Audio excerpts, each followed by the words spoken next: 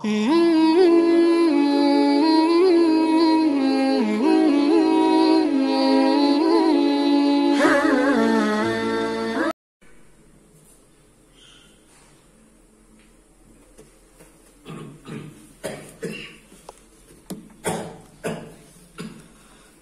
hamdalillah nahmaduhu wa nasta'inuhu wa nastaghfiruh wa na'udzu billahi min shururi anfusina wa min sayyiati a'malina innahu may yahdihillahu fala mudilla lahu wa may yudlilhu fala hadiya lahu asyhadu an la ilaha illallah wahdahu la syarika lahu wa asyhadu anna muhammadan abduhu wa rasuluhu la nabiyya wa la rasula ba'dah.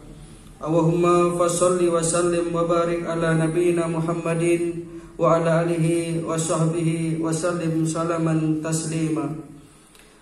Amma ba'du fa ya ibadallah usikum wa iyaya nafsi bi taqwallahi wa ta'atihi faqad fazal muttaqun.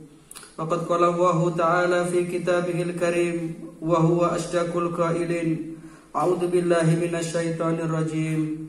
Ya ayyuhalladzina amanu taqullaha haqqa tuqatih wa la tamutunna illa wa antum muslimun. Hadirin sidang jamaah salat Jumat rahimakumullah.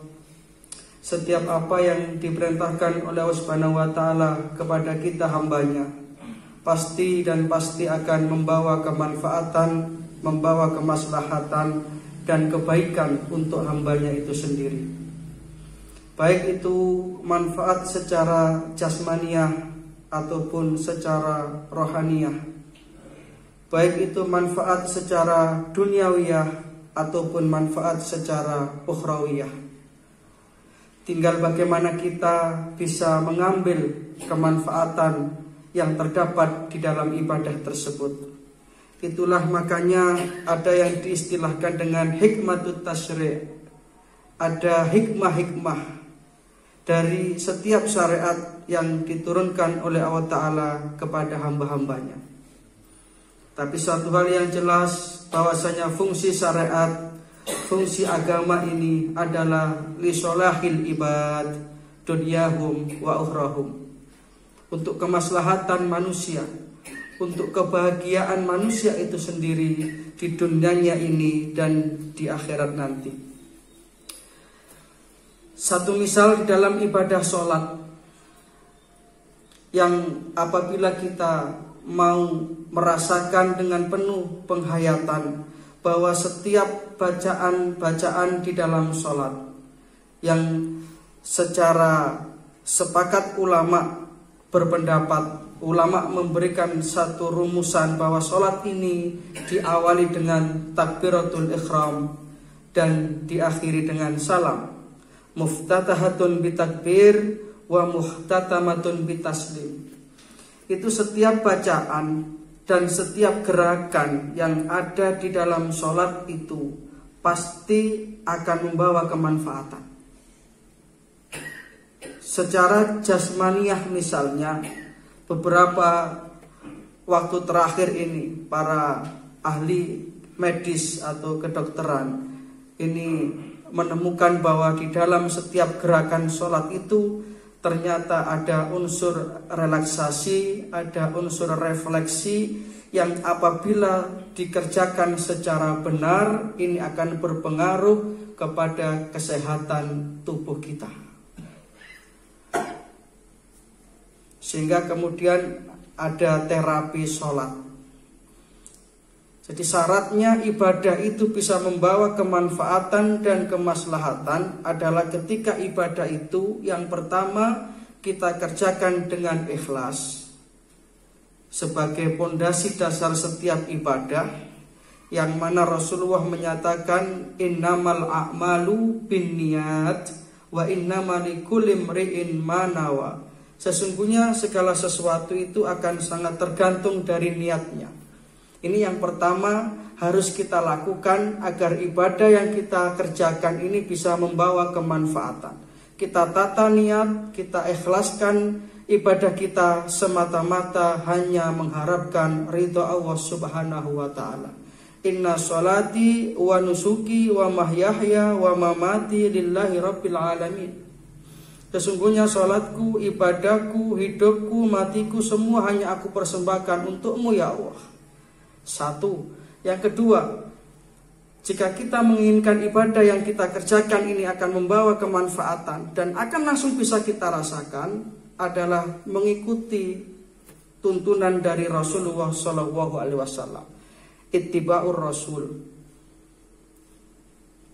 Karena Rasulullah SAW adalah merupakan contoh dan teladan bagi kita umatnya, sehingga ibadah itu harus sesuai dengan apa yang telah dituntunkan oleh Rasulullah SAW. Yang ketiga, jikalau kita menginginkan ibadah itu membawa sebuah kemanfaatan, adalah kita pahami makna dari ibadah itu sendiri. Nah, jika tiga hal ini, rumus yang bisa kita pegang ini, kita terapkan dalam sholat misalkan. Misalkan ketika kita takbiratul ihram, Rasulullah SAW di dalam masalah sholat ini telah tegas menyatakan, "Shollu kama ra'aitumuni usolli." Sholatlah kalian sebagaimana kalian melihat aku sholat.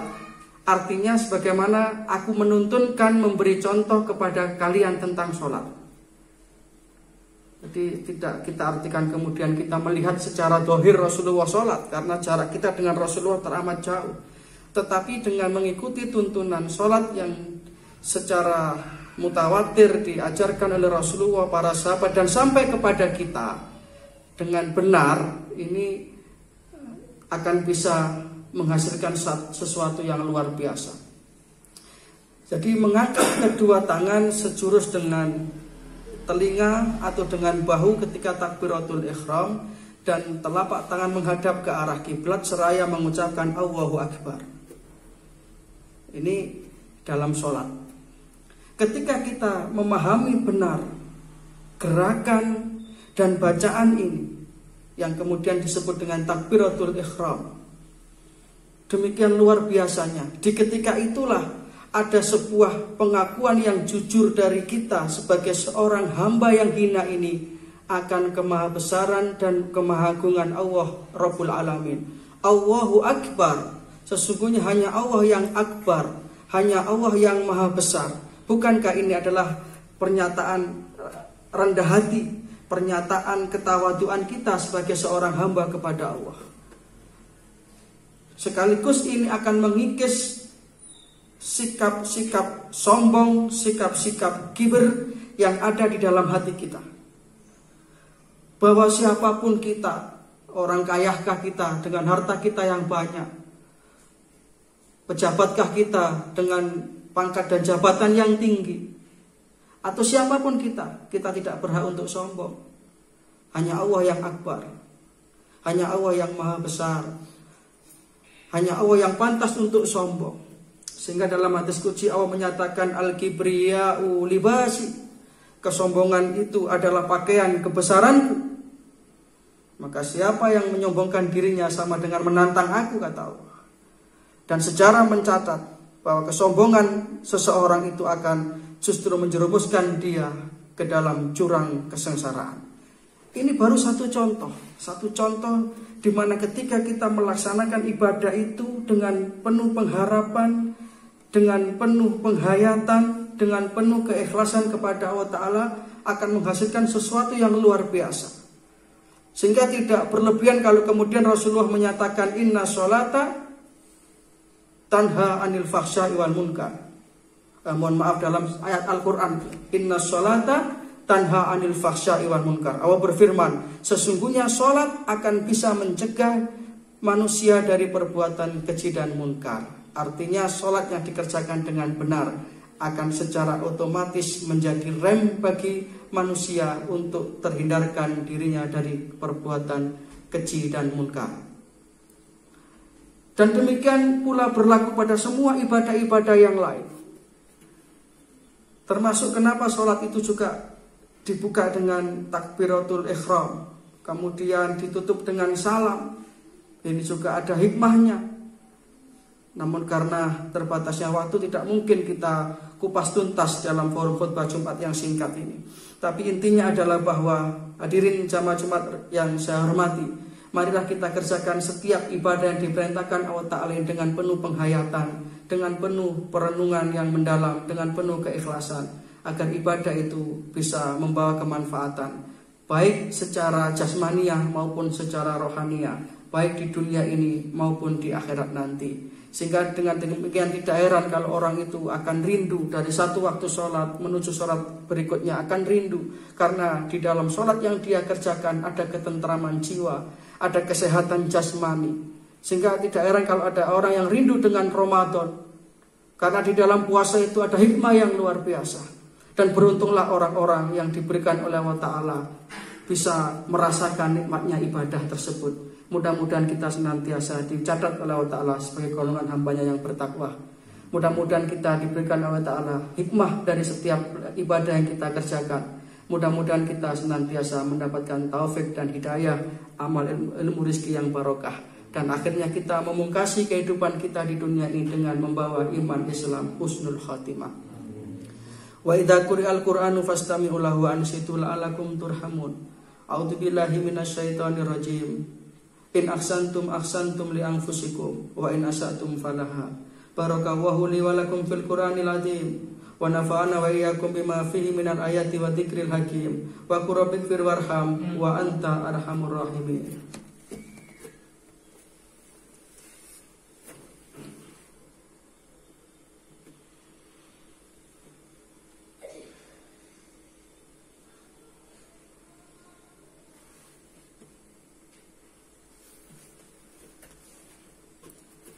Alhamdulillah wa kafa, wassalatu wassalamu ala habibil mustafa Muhammad ibni Abdillah wa ala alihi wa sahbihi wa mawalah, wa la hawla wa la quwata illa billah.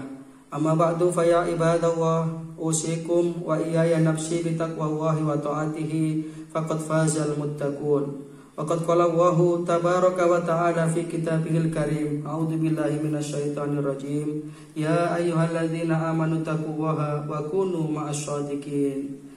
Fa ya ibadallah i'lamu anna Allaha amarakum bi amrin bada'a fihi bi nafsihi wa sana bi malaikatihi musabbihati bi qudsi wa qala ta'ala wa lam yazal qailan alima inna Allaha wa malaikatahu yusholluna 'alan nabi. Ya ayyuhalladzina amanu sallu alaihi wa sallimu taslima. Allahumma salli ala Muhammad wa ala ali Muhammad kama shallaita ala Ibrahim wa ala ali Ibrahim wa barik ala Muhammad wa ala ali Muhammad kama barakta ala Ibrahim wa ala ali Ibrahim innaka Hamidum Majid. Ma'asyiral muslimin, di penghujung khutbah ini, senyampang ini adalah hari yang penuh berkah, doa diijabah. Marilah kita tundukkan hati kita sejenak untuk bermunajat dan bermohon kepada Allah Rabbul Alamin.